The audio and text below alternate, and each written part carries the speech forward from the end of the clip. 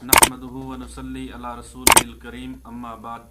माह रजब के मुतालिक गलत फहमियों का जिक्र हो रहा था। दो गलत फहमियाँ गुज़श्ता नशिस्तों में बयान कर दी गई। नंबर 1, कुंडों की रस्म मनाना। नंबर 2, माह रजब को ही माह ज़कात समझना। आज की नशिस्त में तीसरी कोताही, तीसरी गलत फहमी का जिक्र होगा। वो गलत फहमी ये है कि जैसा कि मशहूर कौल के मुताबिक इमामुल अंबिया सल्लल्लाहु अलैहि वसल्लम को मेराज 27 रजब की रात को हुई।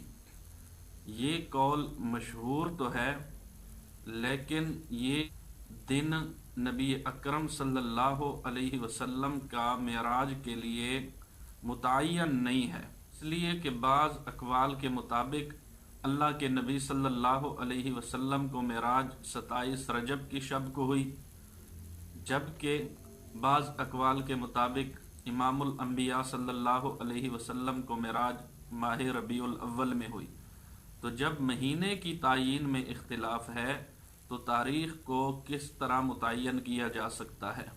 दूसरी बात, अगर शब मेराज उम्मत के लिए फ़जीलत वाली रात होती तो इसकी तारीख़ मुतय्यन होती, इसकी तारीख़ महफूज होती। जैसा कि माह रमज़ानुल मुबारक है, इसकी तारीख़ महफूज है। ईद उल फ़ितर का दिन है, तारीख़ महफूज है।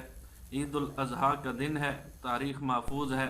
जबकि शब मेराज के लिए कोई शब महफूज नहीं है रिवायात में कि जो अलत तायीन नबी अकरम सल्लल्लाहु अलैहि वसल्लम के शब मेराज होने पर दलालत करती हो।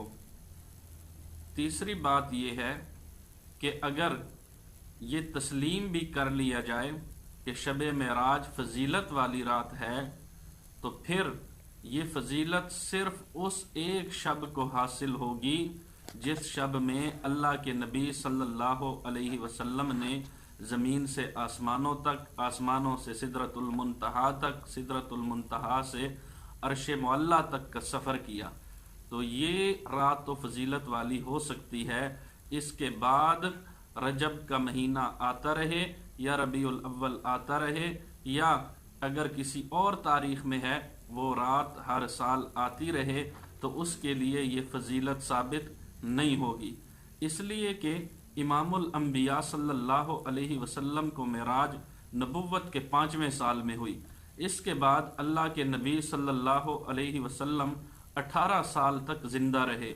इमामुल अंबिया सल्लल्लाहु अलैहि वसल्लम की ज़िंदगी में 18 बार शब मेराज आई, लेकिन अल्लाह के नबी सल्लल्लाहु अलैहि वसल्लम ने ना इसकी कोई फजीलत बयान फरमाई, ना अल्लाह के नबी सल्लल्लाहु अलैहि वसल्लम ने इस रात में किसी ख़ास इबादत का एहतमाम किया, और ना सहाबा किराम रिज़वानुल्लाहि ताला अलैहिम अजमईन को इस शब मेराज में किसी ख़ास इबादत की ताकीद फरमाई। इसके बाद सहाबा किराम रिज़वानुल्लाहि ताला अलैहिम अजमईन का दौर तकरीबन 1 सदी तक रहा, लेकिन इस 1 सदी में अल्लाह के नबी सल्लल्लाहु अलैहि वसल्लम के 1.25 लाख सहाबा में से किसी सहाबी ने भी शब मेराज को इस तौर पर जाग कर गुजारने का एहतमाम या इसमें किसी ख़ास इबादत का एहतमाम नहीं किया। हालांकि सहाबा इश्क में हमसे बहुत आगे थे, सहाबा शरीयत में अमल करने पर हमसे बहुत आगे थे। अल्लाह के नबी सल्लल्लाहु अलैहि वसल्लम की एक एक अदा को, अल्लाह के नबी सल्लल्लाहु अलैहि वसल्लम की एक एक सुन्नत को सहाबा ने महफूज किया और इस पे अमल किया। लेकिन शब मेराज को इस 1 सदी में अल्लाह के नबी सल्लल्लाहु अलैहि वसल्लम के सहाबा ने खुसूसियत के साथ इसमें इबादत का एहतमाम नहीं किया।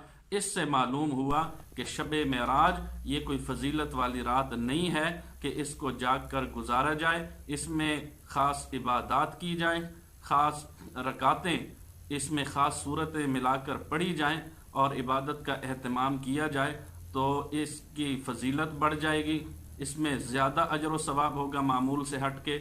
ऐसी बात नहीं। हाँ, अलबत्ता जो सबक हमें मेराज से मिलता है और हमें मेराज जो पैगाम देती है, इस पैगाम को हम न भुलाएं।